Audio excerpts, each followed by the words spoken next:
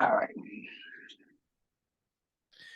Hi, this is Mark Arnold with another episode of Fun Ideas Podcast. And today I have a returning guest who's now on video because I do video podcasts too. This is author Jon C. Cooke. And he's written a lot of different books I've helped out with, and he's helped me out with. I think the last time you were here, we were discussing Weirdo to great lengths. And you've written at least two books since, and one of them's near and dear to my heart is the John Severin book and about his life story and history and everything. And then the other one is just come out. It's the Charlton Comics Handbook. So welcome to the show. Well, it's actually the Charlton Companion. So What I call it, the handbook. Charlton Whoops. Handbook was I, something I that, meant companion. yeah. They're always a companion. I don't know why I said handbook. Take two. Anyway. Um, let's talk about the Charlton one since we mentioned that last and we're trying to get it correct. The Charlton Companion. Um, I know you did comic book artist for a number of years, but you seem to have a soft spot for Charlton. Why is that? Hmm. Well, probably because of Nick Cuddy and Dick Giordano for sure. Um, but when back in '73, maybe it could have been '74. Me and my brother went to the New York Comic Art Convention, and Charlton put on they made an effort, and George Wildman was there, and Nick Cuddy. They were passing out these stickers, these vinyl like Tyvek stickers, Mhm. um, of the new Charlton logo that they were promoting, and I think they had the E-Man number one. They either had E-Man number one or the galleys for it. So I was really taken by Nick's personality because we were kids, and he really gave us some attention, and he listened to us, his enthusiasm, plus what was going on there. I We liked the Staten. Joe Staten was just a cartoonist that I immediately was drawn to, and he Mhm. was doing Primus of all things, a TV, really kind of a second-rate TV show, and but it was a fun comic book, Mhm. and I remember that distinctly. And they were trying, you know. I never noticed them very much before that, but when George Wildman took over as editor, there was a real effort that was put into it. Mhm. So, and I only discovered the Dick Giordano stuff a little later. We would find issues of Blue Beetle and that you said, hey, and then you hear the legend of the action heroes. So anyway. Yeah.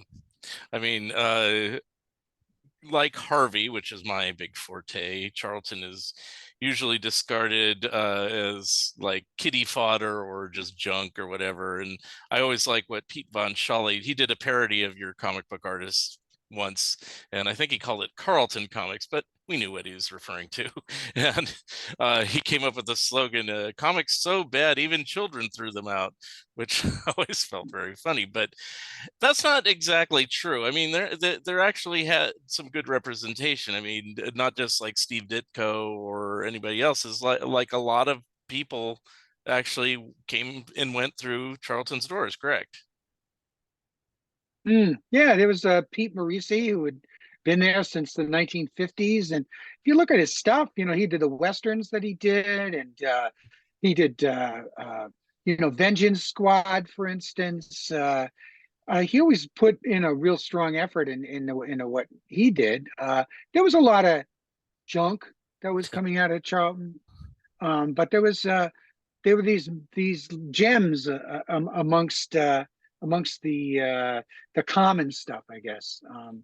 And I mean, I'm not really massively in love with Charlton Comics. I mean, the thing is that there's a story there, Yeah. and that's what really interests me, is that it was a unique comic publisher that was tied to one location that had an effect, a real world effect on a community. Um, and they had an in-house bullpen, not like the imaginary Marvel bullpen, but an actual place where people all came together and had to work for a period of time. Plus, they had that, I mean, a cataclysm. They had a flood in 1955 that was epic, that was biblical, and they survived that. Plus, there would be these geniuses that would somehow be connected with it, if ever so peripherally, like well, certainly Harvey Kurtzman, um, and Jack Kirby and Joe Simon. Not a great deal, and Harvey's experience wasn't very good with them publishing printing. Actually, humbug. Yeah. But still, um, and the guys who started the company.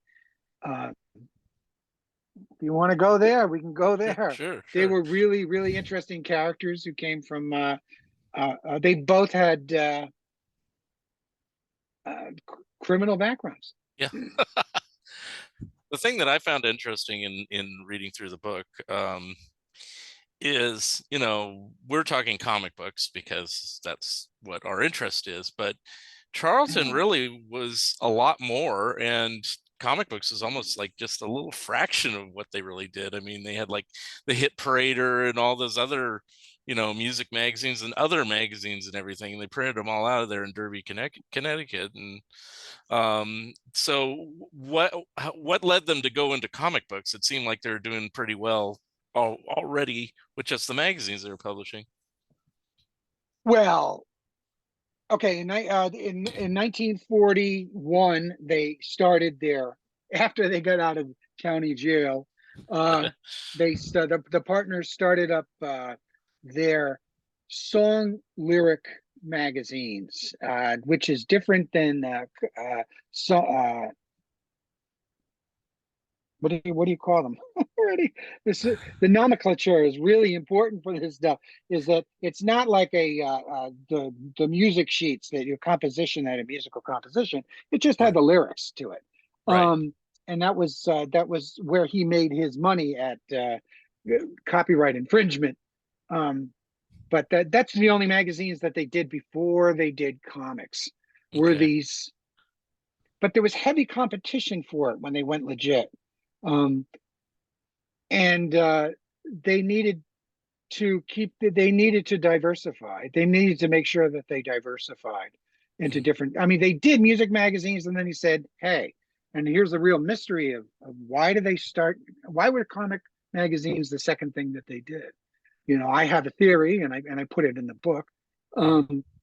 Um, and then they really died. And in 1950, by 1950, the bottom had dropped out of the song lyric magazines. They were Oh, still a big seller, but the competition, their post-war, for some reason, it had spiked and then it just plummeted, and hmm. they had to find something else to do. So they had already started comics, but really very, very few titles, five, Yeah. six titles Because in the wasn't like beginning. their first title like Zoo Comics in 1945, and then there wasn't anything else for like almost a couple years. Yeah.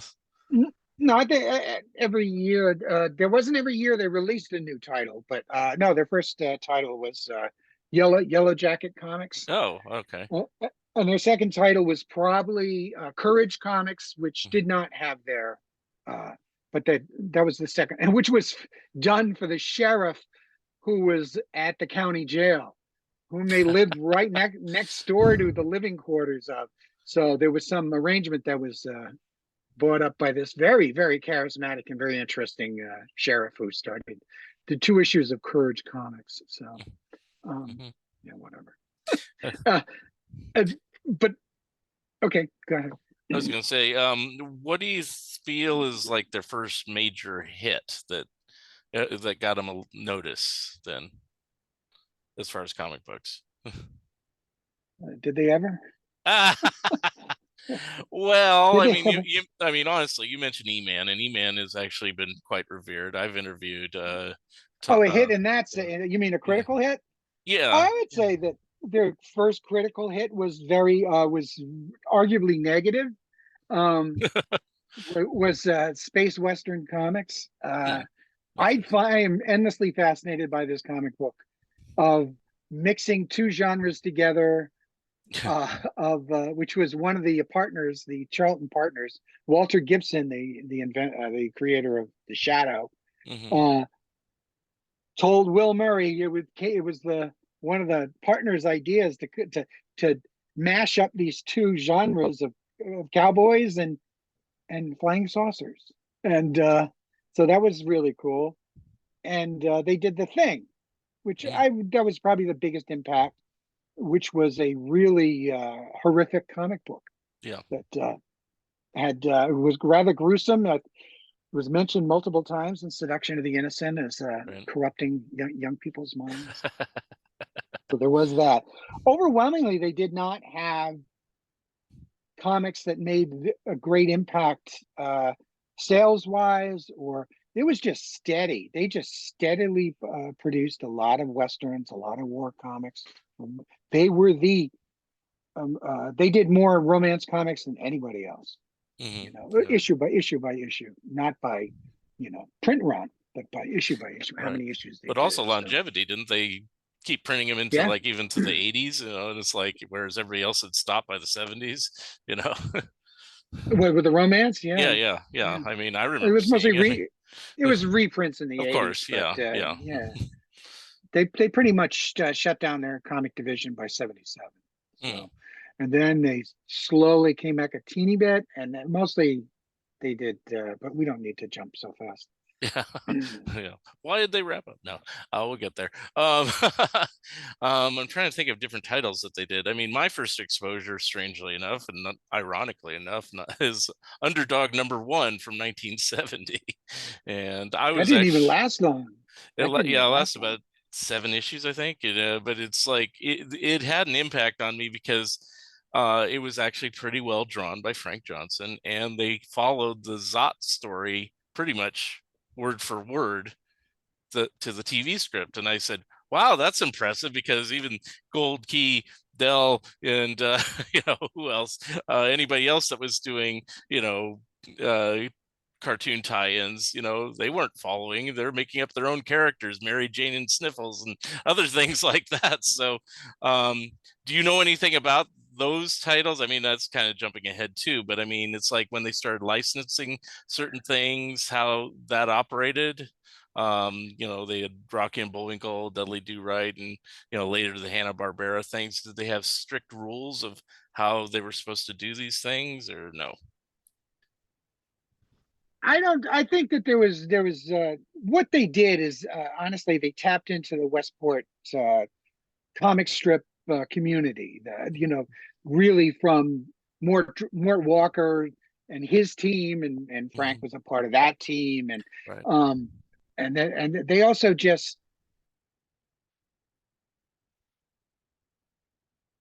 believe that your listeners are familiar with the comic strip community that was Westport, Connecticut was huge, Yeah. and they tapped into it. And so no, what I'm saying is that there was some quality stuff that came out of there. Yeah. I was that if there's one thing I did learn from the book, which was I learned a lot, but one of them was the whole cartoony guys. I call them the cartoony guys in there, and they were quite prolific. And even Greg Walker, Mort's son, did Sergeant Snorkel, and Right.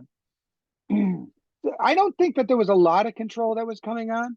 Yeah. Certainly with Beetle Bailey, because you have the son of the creator, uh, Right. but did a pretty good job. Hmm. That was coming down. Yeah. Even I did an article pretty recently about Charlton stuff, just the stuff that they got from King Features that traditionally was published by Dell, sometimes by Harvey, sometimes even by DC or something, and then it ends up all over at Charlton. Um, was that like when they got these big things like that, like King Features and Hanna Barbera and everything? Was that lucrative for them, or did they think that they were really accomplished? I mean, or was it just, oh, we just happened to luck into this? I think they happened to look into it. I heard George Wildman had said publicly that it was lucrative. It earned the most money for Charlton. Privately, in letters that we had access to, he had said that they were dogs. But by the end, they did not did not sell well at all. Yeah. Um, though, interestingly, he continued. His thing was Popeye, Right. and he continued as the Popeye artist, and Bill Pearson continued as the Popeye writer. Right. When it went over to Gold Key, while George was still editor in chief at Charlton. So that's pretty. So what they would do is they would be drawing. First, they hid because they're in the bullpen. They Yeah. hid their drawing and working on the Popeye, and then they just realized nobody cares anyway. And they'll think that they're working on Charlton stuff, but they were doing stuff for Gold Key for Western. You know. So, I was wondering how they got away with that because, it's like I knew even as a kid because I'd see his name, George Wildman, on the Popeye comics, and and then I'd see it over on Charlton things, and I go, "Is that the same guy?" I guess so. Yeah, it's like, no, no, Western liked his stuff. They really yeah, did like his stuff. So they said, "Hey, if you want to, yeah. continue it." And he was in an interesting position. I don't know if it's a conflict of interest. It probably was, but Probably was, but I mean, nowadays would be more likely that they'd be like Sue happy to be like, you can't do that. You'll have to choose sides. But back then, yeah, it sounds like, yeah, oh, you're doing a little side project for a competitor. That's no big deal. yeah, and it turned out not to be. But they were there for like 2 years. Mhm. Something 24 comics or something like that, or no, they weren't a monthly, but you would know better than me. But anyway, they were there. They were there for a Apart from like the criminal beginnings of the company, what were some of the surprising things that you discovered by doing the research for this book? I think the whole story, like I didn't know really anything much about the 50s. Hmm. But going into it, I learned because again, as you mentioned, they're a bigger company. They came out with the first uh, nationally distributed magazine that was devoted to African American music, to black music. Hmm. They did Rhythm and Blues. That was a magazine that they did, which is admirable. Devoted. Uh, they noticeably devoted a lot of a number of their magazines to rock and roll. Hmm. And I asked some quite notable rock journalists if what did Charlton really? I mean, was it had any impact? Was it of importance? And I had heard yes, yeah, no, they published some good stuff. They started the rudiments of rock journalism, of being taken seriously. It was rudimentary because anyone who started getting any notice was hired away immediately because they weren't the top paying Yeah. people. Surprises, I guess the whole story is the pleasant surprise of it really coming into focus, and I hope that people walk away with this book going not wanting, but feeling fulfilled that they'd heard the entire story. Yeah. There's some things I didn't touch upon. 1776. Hey, I wish I did cover it, but because it's a Broadway musical that they did a comic book out of. It's an oddball enough, but Hmm. I couldn't cover absolutely everything. Yeah. But Well, you did we touch on touched about you did touch on quite a bit of things. it. Like I didn't expect you to go through.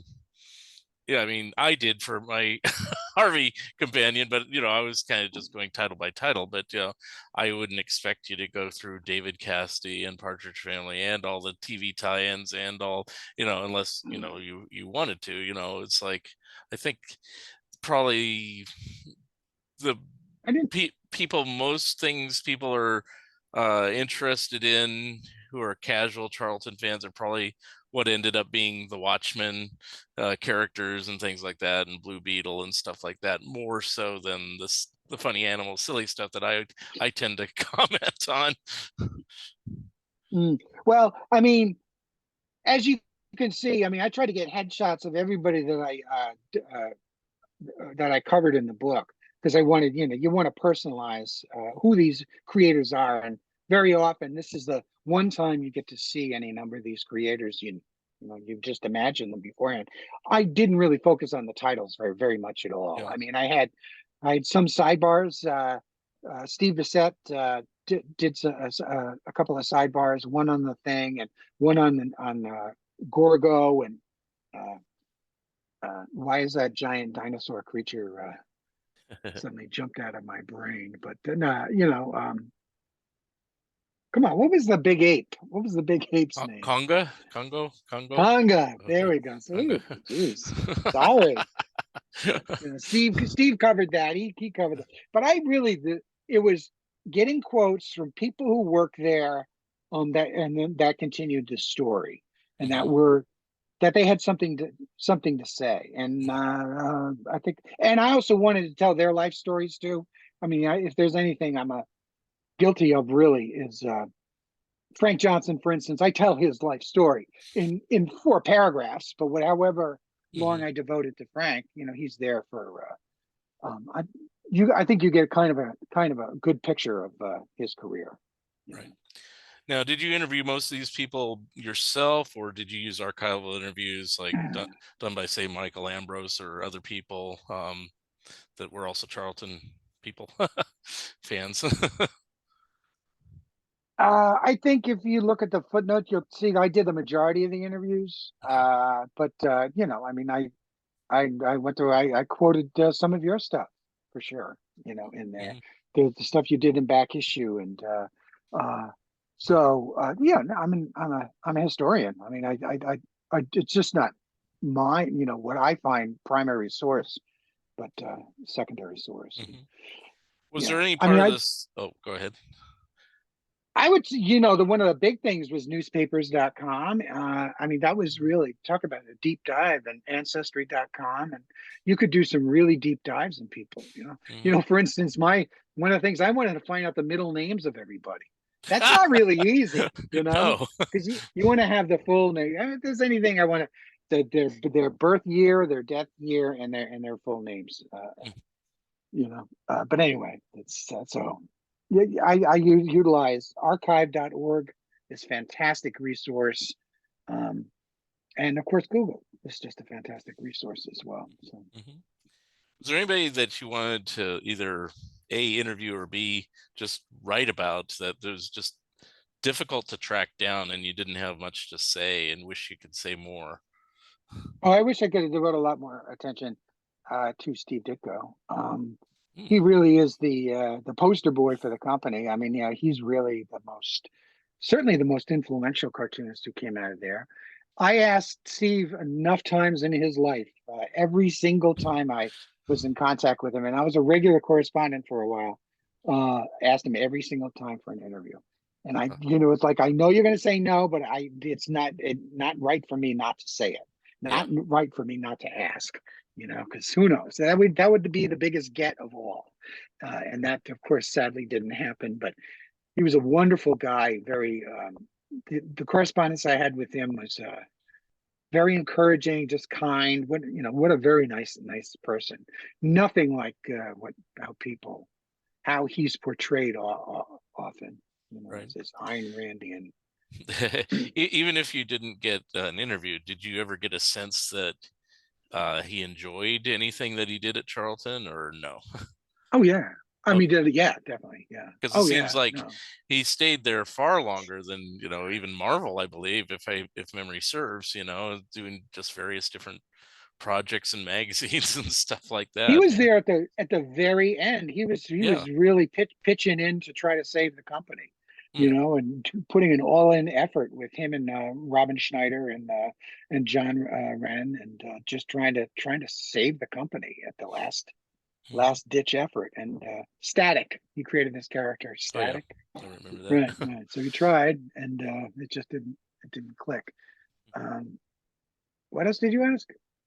Oh, I was just asking about if, because you didn't officially get an interview with Ditko, it's like, did he ever, kind of leave you with the impression that he enjoyed working there? You said Oh, basically yes, yeah. well, and he Because said it explicitly in Robin Schneider's, the comics. I mean, he said it about working with Joe Gill. yeah. He said it was such a pleasure, and it was a pleasure to be at the company and stuff, and that too. Hmm. It was the freedom. I mean, if Hmm. there's anything, and I say it explicitly in my opening editorial or whatever, my introduction, that if it can be distilled down to one word, beyond cheap, it would be freedom. Yeah. And people had freedom to do what what they wanted. Now, did he work out of Derby, or did he work just out of his apartment or Only, wherever? he would come up for a period of time. He lived in a hotel, in the Okay. same hotel that Joe Gill lived at. I get a sense that that wasn't all that long that that had happened, but he would go, he would come up from New York, and Right. then he would go back on the weekends, and he would come up for the weekdays. And I think that was only when John Santangelo, the guy who insisted that people work in house there. Yeah. I think he eased off after a while, and he was getting older, retirement age anyway, and he was backing off. So I think then people just loosened up and said, "You go home." Okay. So that bullpen idea was only for maybe a I decade think. or two or something, and not. And it, Oh no, I wouldn't even say that long. oh, okay. I'd say maybe 5 years. Okay. It started just before the Hurricane Diane. So it started in March of '55, and we know that because Dick had just gotten married, and Hmm. so he remembered his anniversary date, and I think it lasted maybe to '57, maybe '58, Oh, okay. So. maybe the when the Fagos left, and Pat Masuli took over, maybe Hmm. around there, you know. Interesting. Um, so it sounded like, and just from what I've read and seen, it just seems like they were just kind of consistent and just kind of plodding along, just always there. Um, but what kind of finally kind of took them down? Because I seem to like always see their comics throughout the 70s, and then the early 80s was where it just kind of went.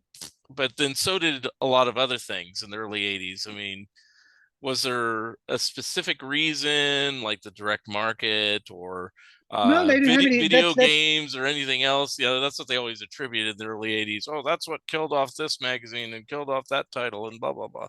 You know. Well, the only thing that saved DC and Marvel was the direct market, uh, right? I mean, and I Yeah. don't know if that's Well, I think it technically completely hurt true. the everyone else though. That's just my opinion, but it's like it just seems interesting that while Marvel and DC are expanding, everybody else is contracting and going away. They You weren't know. ex- they weren't expanding. I mean, they really, honestly, they were not expanding. They were. It was an ever small, ever shrinking market. But we're getting into other issues here. I Yeah. think it was a lack of commitment by the by John Santangelo Jr. Had no interest in getting in the direct market, Hmm. none, flat out. Though Bill Pearson and George and secondary, mostly Bill Pearson, was pushing, hey, this is the market here. We can make some money from it, and so that's why they created Charlton Bullseye. Yeah. So they created which was an very interesting concept. On the surface, it's like, oh, okay, Charlton's getting material for free from amateurs, and yes, they were, but they were also amateurs were getting a chance to Yeah. to strut their stuff on a Yeah, national I didn't stage. think about it the former way. I wasn't sure if anybody got paid or not. That was, but No, I, nobody got. I, They got I, paid. I They had. Go ahead. when those came out, I just noticed, hey, they're taking a chance. They're trying new characters finally, instead of doing the same reprints over and over and over and over. Was the kind of got stuck in doing. That jazzed me. I mean, that was the only Charlton comic I bought. I was in college at the time, and I remember that going. Some of this stuff is horrible, but I bought every issue. I mean, Yeah. because they were trying. I always give kudos for effort. Hmm. And so for newbies, who come out for these new guys. And an attempt to get into the direct market, to make some kind of impact. It got some press within the Comics Journal. The Yeah. CBG had made mention of it. They all talked about it. A lot of people got clued into it to contribute, to try their own. Significantly, they didn't get paid money, but they got paid in 50 copies of whatever thing they appeared in, Hmm. and that's a lot. That's something you can walk around when you're trying to get work at Marvel and at DC, and the main guys. You had something that you could show off. So that was kind of forward thinking too, Hmm. for them to do that. It was too little, too late, but it was notable. It was notable that they tried. Um, but they had pretty much given up the ghost by 77. I mean, just Senior had just decided, John Santangelo Senior had just said, uh, no more. We're done with comics. It was such a marginal business. It was, Yeah. I guess, I don't really know for sure, but Although they kept certain titles going. Like, I mean, what's well, odd is like it I was have a Modern Comics. It was Modern Comics came along. yeah, They did 60 titles for this mod, which were just plastic bag comics, right. three to a bag, and they said that made a revitalization of interest within Charlton to go, okay, let's put our toes in the water. Let's do reprint comics. But and yeah, and that's what continued, and that's why we have this. We don't really notice that it stopped, you know, so Yeah, much. There was a continuity there, but yeah. Well, one thing I noticed in the late 70s, yeah, the regular just standard 36 page whatever floppy comic books were kind of, but they tended to switch things over to magazines, like they did in an emergency magazine, the $6 Million Man magazine. They got the rights to Sick magazine, and some of them were more successful than others. But I mean, was that kind of their way of combating it, or are they trying to compete with Marvel because they had a number of black and white magazines? Or is it just another thing to do? well, actually, they didn't. $6 Million Man was a magazine and it was a comic book, both at the same Yeah. time. So that they were going for with the exact same title. They were going for what they perceived, what Nick Cuddy perceived, and George Wildman as distinct audiences, Hmm. as one being adults and one being children. I don't even know if the content reflects that. Maybe it does. Uh, but I think they were looking at Marvel and they were looking at Warren and they were thinking, hey, there's a market that we could do. But they were very excited to get the Space 1999 Oh yeah. license and the Universal. That was a little bit after they got Universal with the $6 Million Man and Bionic Woman and that kind of stuff. So Because it seems like big, they kept big, trying more, but putting them more into magazines. That's what I remember. But I realize, yeah. yeah, there were concurrent comic books at the same time. But I guess, hey, if you have the property, why not put out multiple magazines? Other people do that. And they jobbed them out. They jobbed, as far as content goes, they jobbed them out to Continuity Studios. You might remember the great emergency covers by Neil Adams. They Hmm. were just great stuff. And um, then I went to Jack Sparling after Yeah. Neil parted ways with Charlton over a dispute that they had. Um, and Sick is weird. Nobody remembers it. I was talking to the associate publisher of Pyramid, um, and he didn't remember publishing Sick to begin with. And here it is. Okay, it was odd for them anyway. What's a paperback magazine publisher publishing Sick for? Right. But Joe had been jobbed out to Joe. Joe Simon was still doing the magazine. Yeah. But then when I went over to Charlton, God, did it plummet? And any not to say it had a great deal of quality with Joe Simon. God Yeah. bless him. Yeah. But It was it better was in the the but 60s. Yeah. I yeah, have every issue, and it's like I have a friend who actually prefers the Charlton ones, and I go, more power to you. But uh well, it did Arnold Drake's Ego Man. I they mean, had a few people that got in there. I mean, even the aforementioned George Wildman did a few strips, parodying Popeye and things like that, and so they occasionally got something in there. The weird thing about Sick, that I noticed in those later years is that they had that Shared the Flower strip with the two women that are basically naked in every frame, and it's like, granted, it's not comic code stuff, but how did they get away with that? And I don't know. For the weird part for me is I knew of Sick because I was getting Mad and Cracked and things like that, but I never saw it on the newsstands. Somewhere along the line in the late 70s, I saw one of the first Charlton issues in a back issue bin, quarter bin or whatever, and I go, they still make Sick? And then I look at the numbers like 109 and I go, wow, they did over 100 issues of this. And then when Superman the movie came out, I actually found that issue on the stands and bought it. And I saw a couple after it and then nothing. But I always hated them because I thought they were terrible. They were poorly drawn, they weren't funny. The production value was lousy. I mean, even Marvel's Crazy magazine, if the production, I mean, if the humor was lousy, at least the production values were typical of good Marvel comics, you know. But anyway, Yeah, um, you know this the story of so is Frank Roberge, who is a cartoonist who again he came up from the Walker right. stable. Um, he was hired as the editor, and while he was working on Sick in 1976, he died at his drawing table working on Sick magazine. Um, and who was it? It was Nick Cuddy who made mention of that. He goes, "That's the way I want to go." And I Go guess out I wouldn't doing mind going Sick. that way either. I don't want my wife to find me, but if I gotta go, you might as well go working. You know, I He's not the guess. only person to die at his drawing board. The guy in, I can't think of his name off the top of my head. I should. Oh, Melier is his last name. He died at his drawing board working on Hot Stuff. It's like, so Really, yeah. So I mean, it's that's not. my favorite Harvey comic book. Oh my Yeah. gosh, So that and Stumbo the Giant. and But he probably would have continued doing Hot Stuff, and Kremer would have done it less of it, and Post and all those other ones had he not passed away, really, because he was kind of like co-creator on the things. The Warren Kremer family say it's theirs, and the Harvey family yeah. says it's theirs, but I still attribute it to Millier. So Well, but far out.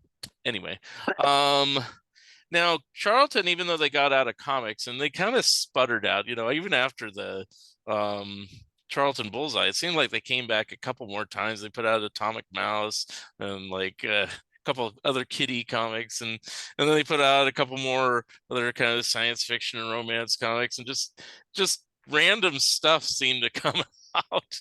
Um, but even after they stopped the comic books, they still were doing like Hit Parader and stuff like that. I remember seeing things like that. I think weren't they publishing Circus magazine? Wasn't that theirs too at some No, point? Or they were doing one no. of those rock and roll magazines.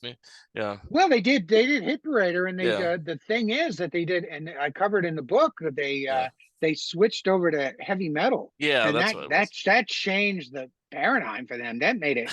That made some major money Okay, for Charlton when they went to Def Leppard and Iron Maiden and they even had a USA Network yeah. TV segment on Night Flight. So yeah, And that I was a remember all that stuff, and it's like, oh, this is still the same Charlton, I guess so. you know. that was the only great, real asset that they had at the end.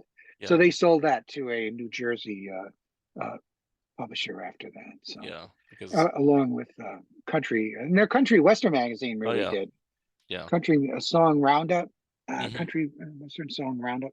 Yeah, and that was quite a hit of magazine too, and it was also good. It was Hmm. also good. It had really good pieces on personality profiles of Hmm. western stars and all stuff like that. I mean, I don't have any interest in it other than, Hmm. oh, okay, it was quality stuff, of Hmm. recognizing that it was good stuff. Hmm.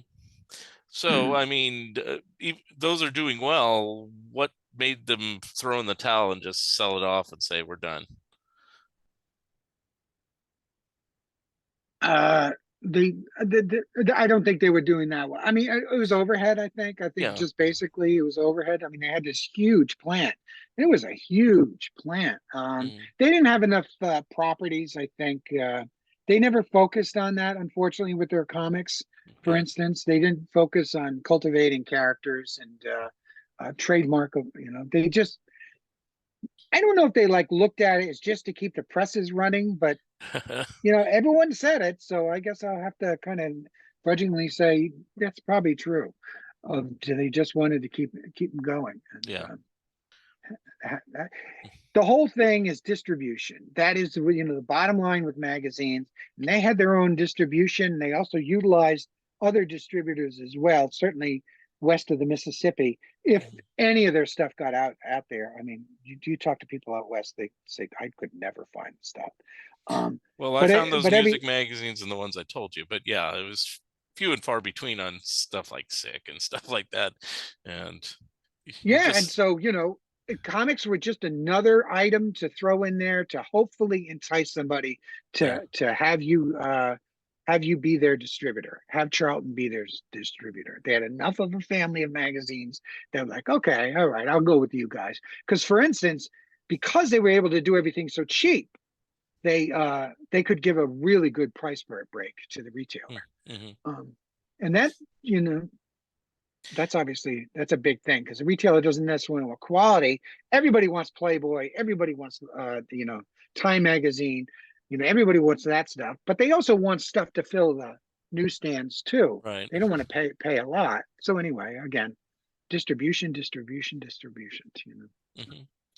Now, I know Hmm. they did this for Humbug. We mentioned Humbug, and also I think the first issue of Impact at EC Comics um, was Charlton a leader in trying to just print other published comic books? Because I know most people went through World Press in Sparta, Illinois, but I mean, were they trying to make any inroads there, or did they just do the couple I mentioned and maybe a few more? I don't even know of a few more. Yeah, okay, I so just know that somebody might, I get, getting this glimmer of this understanding of Harvey had made a connection with them. Then did maybe Bill Gaines heard about that, or maybe something was going on? No, Bill Gaines was a little before that, so it's probably from Bill. Um, and then there was Ballantyne was involved in that, so I think word gets around the community and stuff like that. They had no that I could tell, no agents that went out looking for. They never went out looking for jobs.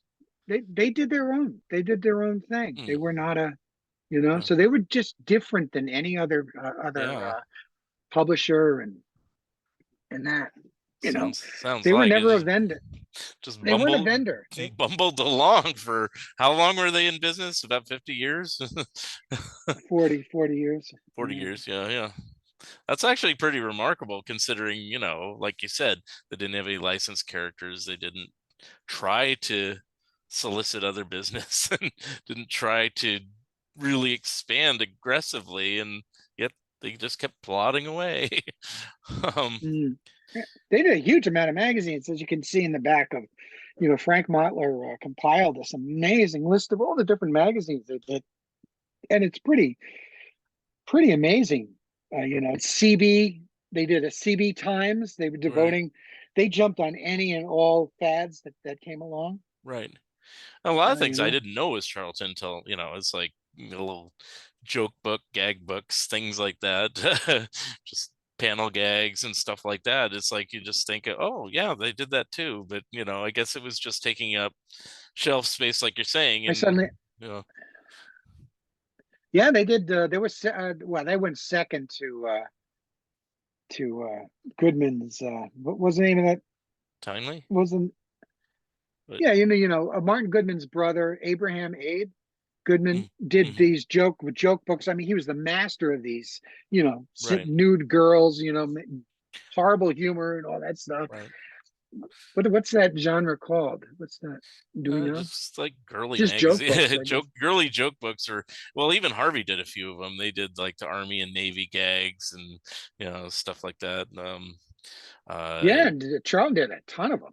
yeah, You know, and even the company that Joe Simon worked with originally was Sick. I think it was Cadence or something. They did a few, and Curtis did a few. All these different distributors and stuff like that. Dell, Dell did all these crossword puzzle books, which I think even Charlton got into game books and that stuff too, didn't they? That's that type of stuff. Just like you said, anything and everything. and um, crosswords were huge. yeah, yeah. Crosswords were just a perennial for them from like 1955 up, Mhm. yeah, to the end. So when was officially the end, and what happened at that point?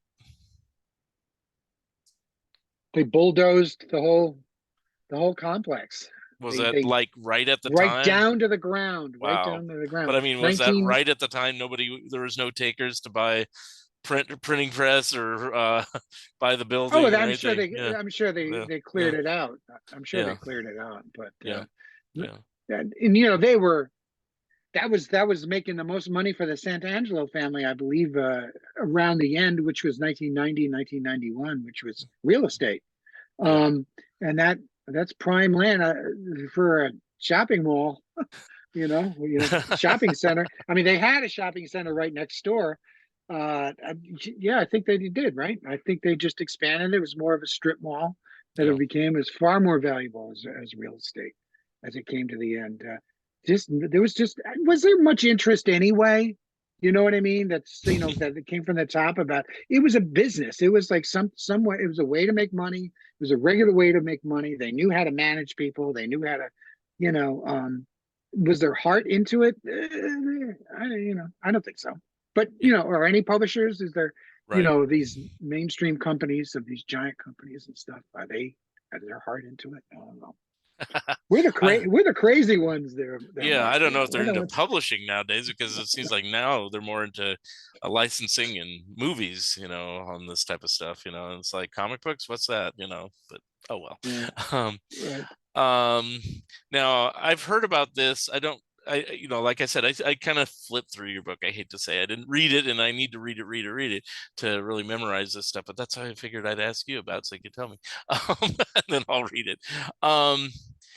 They sold, or was there like an auction for all the different characters? Because like DC, like I said, got the characters that eventually became like the Watchmen characters and stuff like that. And then I know like John Lustig got the romance stuff, and he's done his own stuff with that. And I think Mike Curtis or somebody got Atomic Mouse and things like that. Was there like just a general auction, or how did that work, or how did those properties become available? Uh, People making requests saying, "Hey, can I buy this? Can I buy that?" Oh, okay. Generally speaking, they weren't aggressive as far as auctioning anything off. Roger Broughton came in and purchased the inventory. A great, I don't know if, yeah, I guess he bought film. I guess he bought the films and the original art and a lot of that material. And I think there was an assumption, perhaps, on his side that ergo he owned the trademarks to these characters, and that was been a bone of contention. And I mean, I never really got the full story on any of this stuff of strictly who owns. I mean, it's really who prints it and who doesn't get sued, right? Right. I mean, in a I mean, way. yeah, the ones I told you, John Lustig and Mike Curtis, they told me, but whether they've actually filled out paperwork and Oh no, filed they it. did. They did. Okay. They Okay. have All right. signed contracts. I mean, Oh, I don't okay. know All right. about Okay. Mike so Yeah. much, but I certainly know John did. And Yeah. I have stuff in my files of other material that was purchased that was definitely signed for it. Yeah, Yeah. they made it just a deal, and some Yeah. of it was for the film, and some of it no, it was just for the character and stuff like that. But when asked, point blank, Ed Connick, who is the general manager, he said no, he didn't sell Roger Broughton the trademarks to the characters. And Mm. that's quoted in Comic Book Creator. I mean, pardon me, Comic Book Artist magazine. So. Hmm. All right. Well, I want to talk a little bit also about the John Severin book, and you had asked me a bunch of questions. Actually, you asked me a bunch of questions that probably ended up in the Charlton thing too. But how did that book come about? I mean, John Severin deserved a book, but I mean, do you approach Two Morrows, or did they come to you, or how'd that come about? No, that was Greg Biga. He's my co-author on that, and he's the top ranked writer on that. It was his idea, his concept. It's a natural. I mean, he came to me, and we were. It's just a natural idea. I think John Morrow will admit it took some persuading, because I mean, just because John Severin, however good an artist he is, he wasn't a superhero artist. He was, he inked the Incredible Hulk, but pretty much never really associated with superheroes. It was all war stuff pretty much, and adventure stuff and adventure material. And so it was a little harder sell, but I held my breath, and I said, we really need to do this book because, okay, look at all the EC artists whom there have been books of. Right. And so what Greg Biga did was Greg approached the one of the daughters, Michelina, of Severin, and said, we'd like to do a book. And I guess there was a discussion going on about the material that they had, all the children. He had 6 kids, I think. Hmm. And so all the children took stuff off their walls and gave it to Michelina. And I flew out to I literally bought a scanner. I ordered a scanner that he could pick up at a local store. So then we met, or whatever. He picked me up at the airport, and we went over to Michelina's and went through this incredible pile of Severin artwork. And so we had the Severin estate involved in it. We had all that artwork. He gave me a manuscript, and I became a co-author at that point, saying, well, as a historian, we need to flesh this stuff out. And so Right. I came in and did a major rewrite, and added a ton of stuff, So it was I love that book. Hmm. It was great fun to do, and that was another really deep dive, another pandemic production. Right. It's interesting that Morrow would be hesitant about it. I get it because, yeah, he wasn't a superhero artist, but he had already done a Marie Severin book. It's like, But that's different. I mean, yeah, that's yeah, different. That's yeah, that's bullpen. That's yeah, I boom. guess That's so. right. Yeah, yeah, That's in the heart of Marvel. But, yeah. I just don't think of it that way. I just think, and I think EC, it's like every major EC person should have a book. And it's like you got to read right. Crandall book, you got to, just name it, Harvey Kurtzman I'm book, not or saying yeah, he wasn't yeah, really. He was he y- was just like, yeah, yeah, maybe kind of yeah. thing. So Yeah, you know, but it's like as soon as I saw him, the way I thought, just as a fan, I just said, as soon as I saw Marie Severin book, where's the John Severin book?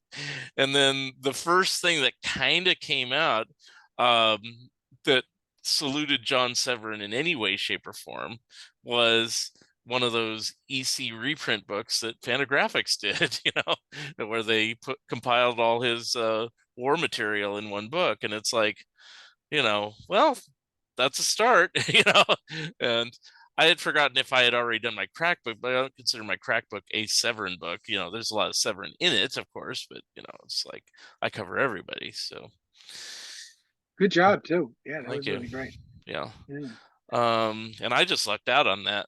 And I noticed you did a few quotes from, definitely noticed on that book that you used some quotes and stuff like that, because that was a long, long interview with Michelina. And she, it's like I attribute it all to John, but she was really the brains behind the whole thing. He just liked to draw. He didn't really care about This is his the wife. This is his yeah, wife, not yeah, his daughter. yeah, Right. yeah, Yeah. the Right. wife Michelina.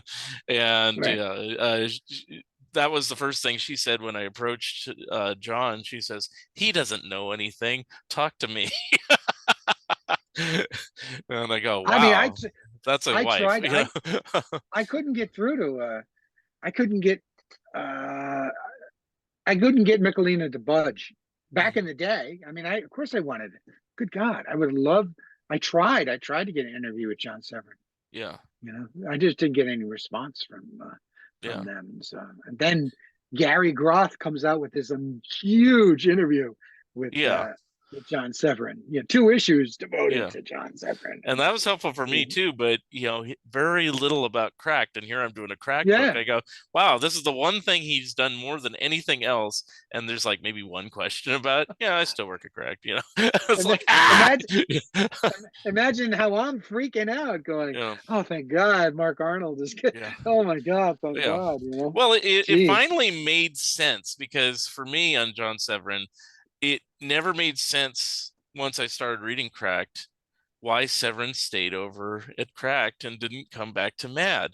It's like, that's crazy, unless there's some bitterness, which there was. But I mean, but there, yeah, I didn't know that he had his own salary on the side and he could do as many or as few pages as he wanted.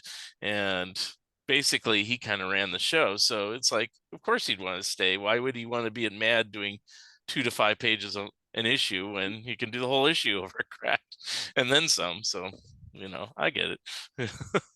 Yeah, yeah. No, it's just like Ditko at Charlton, right? I mean, Yeah, he ruled the roost and got yeah, to do what he wanted and freedom, yeah, and it was also just a steady. I mean, they had the schedule down. I yeah, mean, down. Mick Lehman knew, 6 months beforehand. Oh, I'm gonna be going out with issue 121 to ship right, that off. Back in the yeah. day. And the one thing I found out now doing the Mad book, it's like Severin was one, but a lot of people did not like Feldstein. A lot of people did. It's in, I go through it all, it's like the ones that say, oh, Feldstein and I were like that. I think Bob Clark was one who said, yeah, we were like that. It was fine, but then other people like Dick DeBartolo, he didn't want to talk about him. He didn't really have favorable things to say, and I'm like, okay, and then Kelly Freas didn't care for Severin. I mean, not Severin, care for Feldstein, and Severin didn't care for Feldstein. And so, it's like, okay, that's why Severin never came back. Also, even if he didn't have the crack gig, he probably would have stayed at Marvel or something else. Well, Feldstein's a complex character. Yeah. Yeah. I mean, you No. get both sides. I got the nice side of him of Yeah. knowing him, but also you could see he complained bitterly, and Yeah. you learn from people who complain bitterly. It's a part of their personality, so obviously that can be abrasive to, if you're blaming other people and kind of shit like Right. that. Now, I met Feldstein once, and he was very nice. I could see that he was nice but tough. I could see that if you're an Yeah. artist that you want to be like kind of loosey goosey and do whatever you want, I think he had these two things. He had this uh, artist wanting to be an artist, wanting to be a writer, wanting to run the show as an editor and stuff like that. And I think that there was a real that we being pulled in separate directions, and of course being surrounded by geniuses. I yeah, mean, yeah, by the most amazing array, and then you know what I mean, wanting to be them, but knowing that he'll never be them. He'll never be Wally Wood. He'll never be.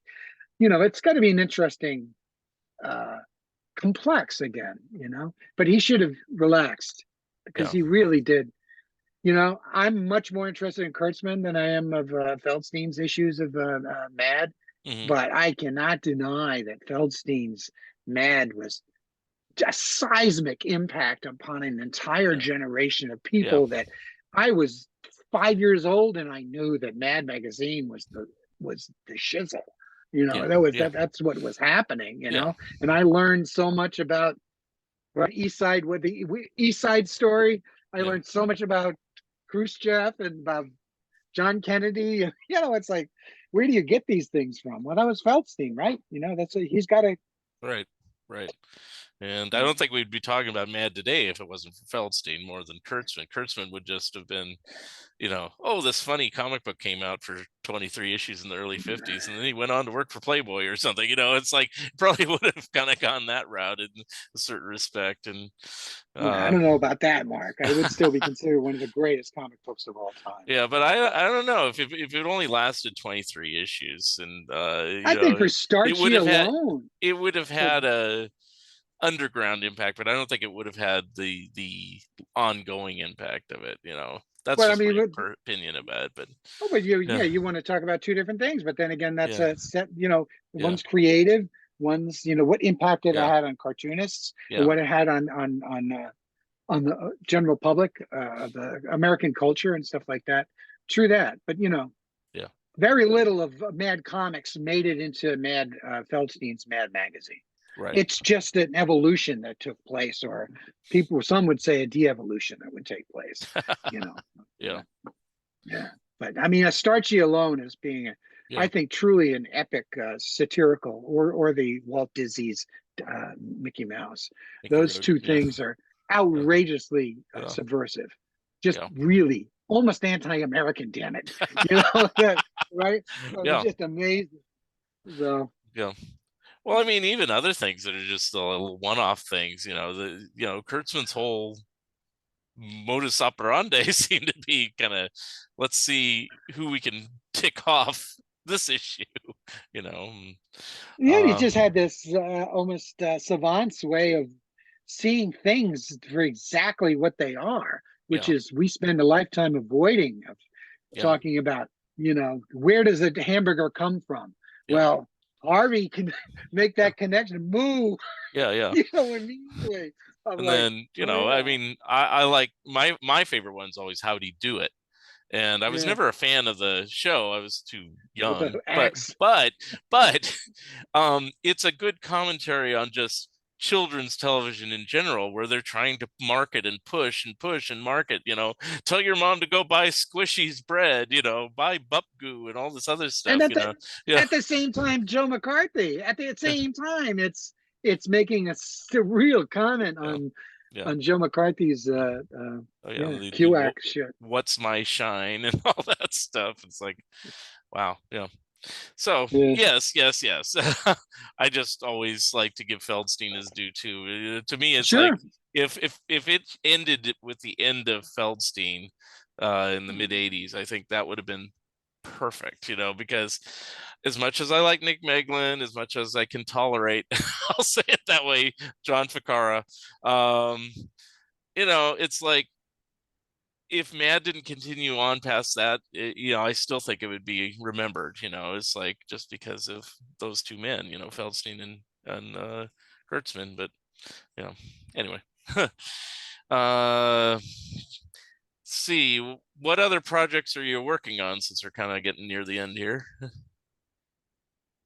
Oh boy. I'm that working you could on, talk about. I mean, if you can't talk about it, yeah, no, I'm doing a one on heavy metal, Metal Hurlant, and Epic Illustrated, and oh, those kind cool, of magazines. cool. I've got, yeah, well, I have a French collaborator whom I'm working with who has interviewed all of the Metal Hurlant partners. Hmm, Um, so I do have that. That's probably maybe a year and a half, maybe 2 years down the line.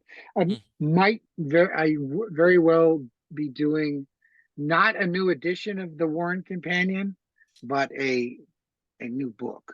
But that's on Warren. That would be a narrative history of Warren. That hmm, would be something separate from what Bill Shelley did with the, and hmm, that would be separate from what Jim Warren, if his memoirs, hmm, if that's ever finished and stuff like that. hmm. So I got that, and I have a ton of things. I'm doing something right now on Byron Price, Oh which yeah, is, do you remember him? yeah, Yeah, yeah. So I mean, he's just a amazing creative force that you can't really pin down very easily. yeah. But he was a book packager, and it's Yeah. I mean, yeah, the last thing he did, and it's in my mm, Mad book, he was working with Grant Geisman when they're reprinting the original reprint paperbacks, Mad Reader, Mad Strikes Back, and they got through the first 12 of them, and then he died. And that pretty much ended the company iBooks at that time.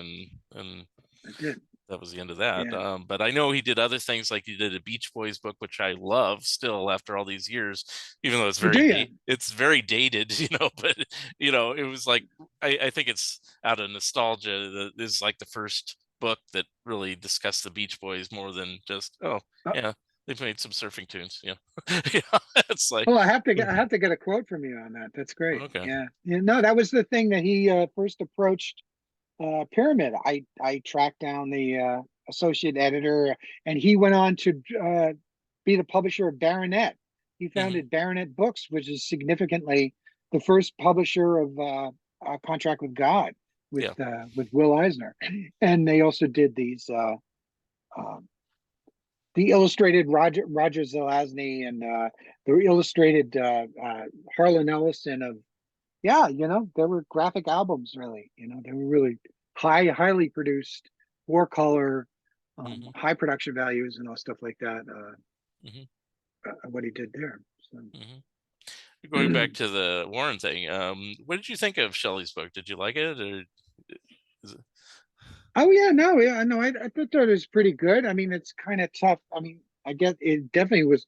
I was really, you know, kind of uh, set back by that he never told me he was doing the book. Oh. He didn't interview me, and I mean that as simply on a pure look, that I was one of the persons who kind of got Jim out, Right. and And certainly you the had a Warren book out, Companion. at least the Warren Companion. Yeah. So Really, that's right. interesting. I And never thought about that, and I did interview Bill before he passed and about that book, but I didn't talk to him about you per se, oh, it's all I, right. yeah, No, but he but acknowledges me in the yeah, book. yeah, He okay, acknowledges me rather okay, heavily okay, in the book, and okay. it's like I'm like Oh, okay. maybe I the was thinking third or he didn't fourth man. acknowledge you at all, and it's like, wow, that's kind of a slap. No, I just was Yeah, like, yeah, yeah, that he didn't tell me that he was doing it. yeah. It was just Interesting. kind Yeah, of like, and because he's a friend, yeah, he was definitely a friend, and yeah. we had always been in contact and stuff Hmm. like that. But So how's your book going to differ than his? Is it it's more going to of? be a narrative history of the people who work for the company. It's not unlike at all the Charlton Companion and being a narrative history. Oh, It's okay. really through the people who work there, I see. Yeah. and he did. And plus, it's not just the comics; it's famous monsters, Right. um, and I will tell you the name of the book, and you'll be the first to hear that, which is the Book of Warren. So I hope there's a play on the Book of Mormon with the Book of Warren, but who knows? Do you still communicate with Jim Warren after all this time, or is he kind of I write elderly? letters to him. Okay. I write letters to All right. him. Okay. I know that he's still taking my mail, and still Okay. All right. he's been in contact with pardon me, John Morrow last year for Yeah. his 93rd birthday, maybe. Yeah. Hmm. So, and hopefully, I told him I really want to do this thing, and I want to interview. Come down and do yet again an epic interview with him. We'll see. So, Very cool. yeah. It's Any Comic more? Book Creator Magazine. I still do Comic Book Creator Oh yeah. Magazine, and Yeah. so I'm doing that right now. Doing a Michael Cho issue, which Mm, is just his gorgeous artist. I mean, he just does wonderful stuff. So mm. there we Very go. cool. And Byron Price. And Okay. what's up next for you? Are you doing? You just finished a Well, Mad Book. What's the Mad Book? well, the Mad Book's not finished. I just finished writing it finally. It's taken me 3 years to write the thing. It was like it took the longest time of any of my books because there's just so much history. It's like, you mentioned Charlton, 40 years. Well, talk about 70 years, and then plus if you talk about EC prior to Mad and anything else. So, you know, So you're doing the entire history of Mad? entire history, yeah, from Wow. before day one to the present day, and it's like it looks like this latest issue that they just put out might be the last gasp of the brand new material, but we'll see. But I don't want to continue. I'm just speculating at the end, and I said this is a good time to cut it off right now, But I didn't Who's plan for that. publishing it? Do you have a It's publisher? Bear Manor again, yeah. And Hmm. he bugged me as soon as I did the crack book. He bugged me to do the Mad Book way back when, and I didn't want to do it. I said, "There's already a book by Dick DeBartolo, a book by Frank Jacobs, a book by I can't think of the lady's name that did that Oh Mad yeah, Book in right. the '90s, Reidelbach or something." And it's like, But then I realized, a decade later when he pushed me again to do it, I said, there really hasn't been a history of Mad Book since then. So, you know, um, I know people don't care as much about the last 20, 30 years of Mad compared to the first 50 years of it, but you know, um, you know, I do acknowledge How many words have you done? how many words? What do you mean? Words. Yeah. You mean pages is the book? It's like about 400 pages. I don't go by words. I guess I could look at no, but the last I looked, it's 400 pages. I'm having a couple readers look at it right now that are big Mad fans, and and it's just because I'm like, I'm sure you do this to yourself. You're too close to it, so you don't know. But I had to go through it myself once because you get the same story repeated like 3 or 4 Oh yeah. times. You Oh know, you yeah. know. Rereading is really important. When I had to do the last final read throughs for the Charlton book was So, finding duplicate using its same quote twice. Hmm. Oh, I came so close to that happening, and oh, I would have been crushed. I mean, there's enough mistakes in it as there is. Yeah. I'd love to get a real professional grade, Yeah. uh, reader slash editor, proofreader slash editor on somebody who had said, hey, you know what, maybe you're being too wordy or something like that. I mean, maybe that's when I'm going to really feel like I'm possibly an author. When I really reach that point of having a real editor on the stuff. Right. You know, I would Uh, love that because I mean, I used to be acquainted with any number of in horror fiction. I knew a lot of people in the business, and so yeah. I would love that. But And then let's see there's the next book I'm working on. I have a Disney book that during the pandemic I got really productive. So and they're all coming out now. So I had a total television scrapbook that's Underdog and stuff that came out, and then oh good. Bear Manor wanted me to, or Ben wanted me to do a Pac-Man book. I didn't want to do a Pac-Man book. Scott Shaw said, "Mark, you got to do the Pac-Man." Okay, so I did a Pac-Man book, but I did it my way, and it's actually not too bad. It's a very slim volume, but I give the history of Hanna-Barbera, and it's a history of the TV show and all the actors that worked on that particular series. And it's not that bad of a series, but it's a little work for hire type thing, as it were, because it's like I would never picked it as a book to work on. So but the next big project now that once Mad's done is covering all the animation studios that were around in the 50s and 60s. Not every one of them, there's hundreds, but I mean the ones that probably wouldn't get a book on their own. I mean, they Yeah, could, but they contributed significantly to television in the 60s. I'll name a couple, even if you're not familiar, like Hal Seeger, TV spots, and then the shows they did, in King Features. King Features did a Beatles show, they did Beetle Bailey, and Cool McCool, things like that. Hal Seeger did Out of the Inkwell. Um, there's Fred Crippen, and he did blah, blah, blah, Roger Ramjet and things like that. So it's all those little studios that were just around, so that's what I'm working on now. So cool. So did working with Manor, you can make a living off of that, or uh oh, do you have a day job? Do you have a I have a day professional job. job, Yeah, so to speak? I work in healthcare industry.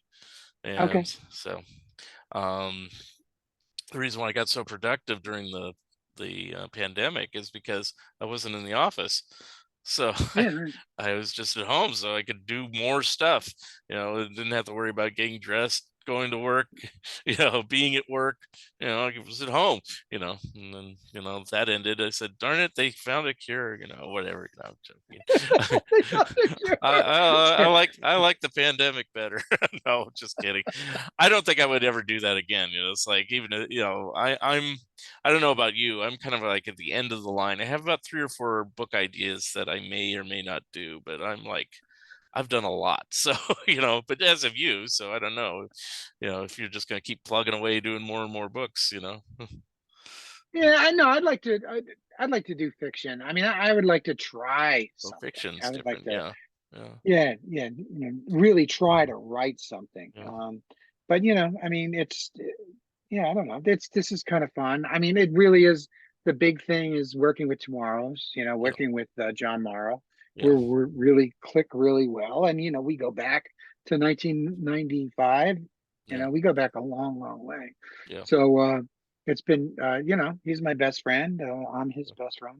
Yeah. It's just I would still like to get my Harvey book back with him. I mean, it ended up with I can tell the story now, it doesn't matter, but it was John who approached me to do the Harvey Companion, and that was supposed to be a Tomorrow's book. And I got it all done, and because the Harvey characters went through 2 sales, owners, two yeah, owners. Yeah. all of us lost track of who the licensed people are and the legal team is and everything. And so because it went from classic media to um DreamWorks, and then now it's NBC Universal. And that all happened when I was working on the book. And so the book was just sitting there and sitting there and sitting there. And he goes, well, I like to get my permissions to do this. And I go, I understand it, but it's just sitting there. And so eventually I said, can I take it away and just get it published? Because Bear Manor doesn't care about such things. And it got published. But, the only complaint I have of it, which is why I would be willing to bring it back if John ever would want to, is the layout of it is just kind of, here's some text, here's some pictures. Whereas like the Charlton book, there's like a graphic style and look to it. And also it'd be nice to have it uniform, because they shrunk mine to 6x9, even though I wanted to do it 8.5 by 11, like all the other books, even if it was by a different publisher. So I'm extending through you if you wanted to I'll mention it to him. offer Sure. that. I mean, I talk to him on occasion, but I'm usually working over at Tomorrow's Michael Urey. He's my guy there, and to a lesser extent Roy Thomas. So those are, and then you. So it's like I don't work directly with John as much. But I have the freedom to take my book back, and pull it out of print over at Bear Manor. So if he thinks he can get the copyrights that were elusive 7 years ago, I will take the book. And if he can get, I think it's the guy's name Savadra or something that does the layout of a lot of his books. Scott does them. I do mine, and right. I said, because I don't do layouts really. I mean, I have an artistic sense, but I'd rather have somebody else do it. But if somebody wanted to take a stab at the same book and maybe with an additional chapter and put it color and stuff like that, I'd bring it back to Tomorrow's. So anyway. Well, I mean, the companion books are building up, man. Just this season alone, there's the Team Up companion book, and there's my book. I helped out on that one too. Yeah, he's definitely. I'd hit him now. I'd hit him up now. I mean, I can hit him up too, but it's like, since he said he's my best friend, and I go, okay, best friend. Anyway, all right. Any final thoughts? Oh, go ahead. What, with the Harvey companion? Well, you could. Any final thoughts about that, or I was going to say something else. The thrillers, the Harvey thriller line. I think if you push it through the Harvey thriller line, you might have something there, kid. Oh, there we go. But the Charlton book was just great fun. It seems to people seem to like it a lot. I haven't really gotten many critical, and I don't mean negative critical, but somebody who's really read it. I mean, I'd be very interested in hearing what people's opinion would be about. I thought I liked it so far as how thorough it was. The only thing I haven't done is like sit down and really read it. I'm just like, you gave me the digital copy, and I'm just like skimming it, going, "Oh, cool! Oh, wow, I didn't know that. Okay, cool." But I can't say that I read it where I, because I want these type of books are ones that I like to pour over and like basically memorize it. So, well, apparently, got to make sure that you get a hard copy of this. So what I ask is, if you have any fleeting interest, read the first 3 chapters. Just which is the stuff nobody knows about, really. And there's a lot of facts that I correct. Facts that I correct, I get right. Right. I mean, there's a lot of stuff out there. It'll probably never get fixed in Wikipedia, but nonetheless, I mean, they weren't. Even on my Harvey book. They weren't in jail in 1935. They weren't. They were in jail in 1950. I mean, that's significant because he was still a criminal on the lam, on the run in 1935. It was a huge criminal enterprise to do these song lyric, and people can hardly understand it today. But there were people on every single street corner in the cities who were hawking these stop, look, read song lyric books that the prototype, the guy, the publisher, but the Charlton publisher was selling. It was significant. It was something. It wasn't comics necessarily, but and it grew into comics because of Funny and Incorporated. And that's because Lloyd, how do you pronounce it? Jacquet? I'm not sure. Funny's Incorporated? Yeah. No? Okay. Yeah. So anyway, and then it was Al Fago and Blanche Fago. They were the Hmm. first editorial team to work on it. Who had a serious, they seriously got into the comics, and they tried to do something with it. And then Pat Masuli had the run, was the editor, and there's like nothing really happened there. But Jungle Tales of Tarzan and things like that. A few things that he took had some interest in doing, some enthusiasm.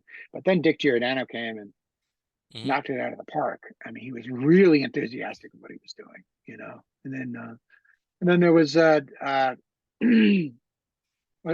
Gentili did it, and that was just status quo, just toe the line kind of stuff. As nice as the guy he was, but then there was George Wildman. He did he was excited about it. Hmm. So there was these really up and downs and really wonderful ride that it took. It was just the contributors that made the company as good as it was, which was often not that good, but there's enough, and again, I'm telling a story. I mean, Yeah. that's really we can judge what the quality of the company is for there. Yeah. That's what I'm interested in. Yeah. I get this debate inside. I mean, am I focusing on something that's just banal? That's just No, that's the fascinating stuff. I mean, that's why, yeah. if you start off a book saying, the owner's in jail, it's like, that's a good start. No, it's like, I like every little nitty gritty information about the comic book industry. I mean, I had to find out things on the Harvey thing, because it's like, and I start where the Wiernikov family comes over on a ship into Ellis Island. I figured, well, I got the access to the records, I can go back that far, and the Harvey family was impressed. They're going, "Wow, we didn't know this." I felt I did my Wow. job, so and that's where that one starts. Yeah. So I think the Santangelo family is going to look at this, and go, "Wow, I didn't know that." yeah, You know. yeah, yeah. But thank you. Let's see. So any appearances in the works in the next year or so, next few months? At any conventions or Yeah. anything? Or Nothing that I can think of. Well, just that would be August. We want to go to Terrificon in okay, Connecticut. We're going to okay, be there. That's when John's going to come up. okay, John was mentioning something about San Diego, and it's just too expensive. yeah, I mean, I wouldn't mind going. I mean, I loved going last time, but I was a guest, and they paid for the flight, and right, they paid for everything, so that was wonderful. yes, But I don't want to spend that kind of money anymore. yeah, That's just crazy. yeah. I'm kind of the New same York way. is man. Yeah, yeah. Yeah. How about you? How about me? I do a couple local conventions and stuff like that, but I'll go anywhere if somebody wants to pay. So it's the same thing, but I don't get any takers. It's usually like, well, if you pay your own airfare, I'll give you a table. It's like, whoopie boo. you know. Yeah, it's Uh, hard to make any money. We just uh, came from the where did we go? Oh, we went to Baltimore Con, yeah. which was a really good comic book convention. I have to say, it was solid comic Hmm. books, Hmm. just like Heroes Con. Just that. No, there was one celebrity there, Hmm. and just nobody else. So that was, and it was just a great. We did great sales for one day, one Friday. That was just great. You just don't Hmm. get that Hmm. typically, but the rest of the days were kind of, it's all right. Yeah. But that's you go to sell. I mean, Yeah. gee whiz. Yeah. Yeah. I mean, San Diego's was great to meet people, but it's really hard to remember who you met. You know Right. what I mean? You just meet so many people Yeah. all the time and stuff like that. So that's the end. I'm sure I'm willing. Okay. Just like you. Well, we should do the Mark and John show. That would Exactly. be insane. And we'll have a um. Harvey companion and the Charlton There we companion. go. Um. And then let's see. I know you said no the last time, but things change.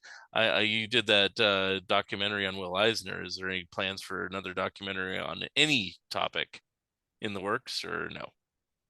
No, and I probably said this last time, is that I need to be paid, and that's one Yeah, thing me and my brother said. Like, yeah, we will not do anything more. yeah.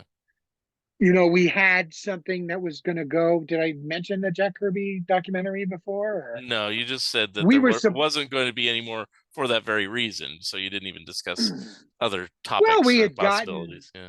we had gotten funding, but there Yeah. was a major situation developed of the person not pulling through. Even Yeah. it was to get Joe to cover Joe Simon attending the world premiere of Captain America, Hmm. the first Avenger. Right.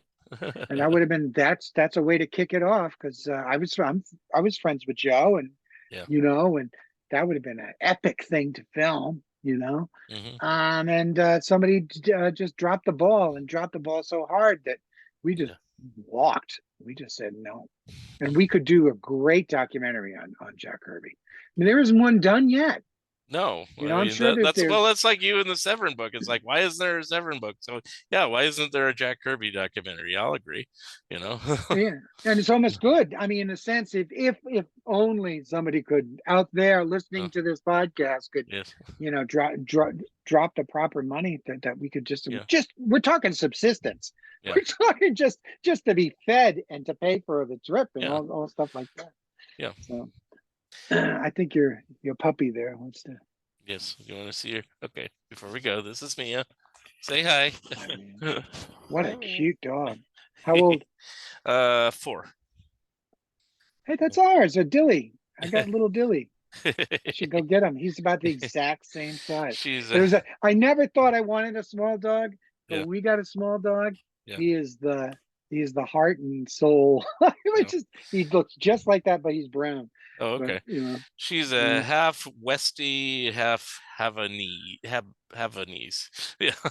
So Havanese. yeah. Yeah, cool. So Cool. and when her hair grows, she looks more like Toto in Wizard of Oz. She doesn't look like it so All much right. right now, but anyway.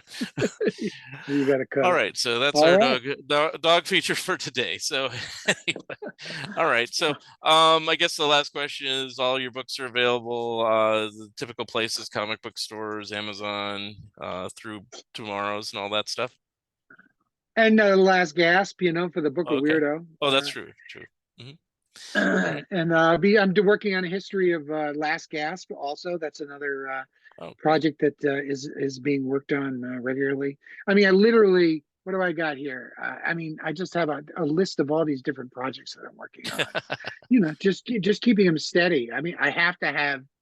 The greatest thing in the world is alerts to scheduling. Mm-hmm. Scheduling on your iPhone, so it tells you when Mark Arnold. This morning I'm working right now on a Matt Fox. Do you know who Matt Fox is? Yeah, yeah. You're the cartoonist. You know who he I've is? heard of him. Yeah. Yeah. Well, we're doing a book on him, and Oh, okay. he is a weird, idiosyncratic artist and stuff. And for some reason, I started thinking of Robert Crumb, and I immediately go, "Oh, I got a talk with Mark Arnold today." But then, literally 3 seconds later, was like, "Beep," comes up, podcast with Mark Yeah. Arnold. So Very cool. we're All right. rambling. So Yeah, thank that's you. okay. All right. Well, it's always a pleasure to talk to you. Whenever you get one of those other projects done, we'll have you back. Or if you just want to just do a general chat show about comics and bring I want to anybody. thank you. You always help me. You've been enormous Well, so help have for you. me. Hopefully, yeah. When you need my help, we're there for each other. We're comrades. We're peers, and it's always a pleasure, Mark. And you just do wonderful work, also. And Thank you. so and I miss Bill Shelley enormously as the same. R.C. Harvey, I missed Bob very much, because he was a wonderful historian, and we got to stick together, and we got to live. We got to live for a while. Even if you only got a couple more things left, okay. You do deserve to retire someday, Mark. Yeah. I'm not saying that, but I just want ever. to do the proper due diligence. I mean, I could just churn out books, but it's like I want them to be good, Yeah, so right. there's a little Oh, they quality got to be control good. on it. So that's why I'm saying I think I have like 4 in me, but you never know. I might change my mind and say, "Oh, I got this other idea," So anyway. I got one last thing I will do in my life. No, it'll make money, and it sounds weird, but I want to do a Kirby encyclopedia. Oh, I wow. want to do, and John's on board for it eventually, but I want to sit down and go through everything that Jack did and just bring it all together into one place. And people think that, oh, well, what, you're going to do Mr. Fantastic? And no, it's going to be much, much larger than that, than just characters and stuff. So that's my dream thing of retiring, of sitting there and going through all that. Because I buy all the omnibuses and all stuff like that, so I can go through. Right, right. Plus the real world stuff, and Mhm. and Mhm. John, John's never really quote unquote recycled his material of he never put it to like Ron Goulart. Mhm. What he used to do. He used to repackage his material. He did it in so many different ways. It was really like wow. He had so many different books that would come out that basically kind of had the same information in there, Yeah. but he was able to repackage it and do things like that. John's never really done that Yeah. for the Jack Kirby stuff, and he could, Yeah. and Hmm. and that's what I'm doing. Charlton Companion is right. It's Mhm. issue of number 9 and number 12 of Comic Book Artist Magazine, Mhm. expanded exponentially. Right. But Mhm. nonetheless, Yeah. so That's how they start. All right. Well, thank you, John Cook, for being my special guest. well, And that wraps up another episode of the Fun Ideas podcast. And we will see you next time. all right. Thank you, Matt.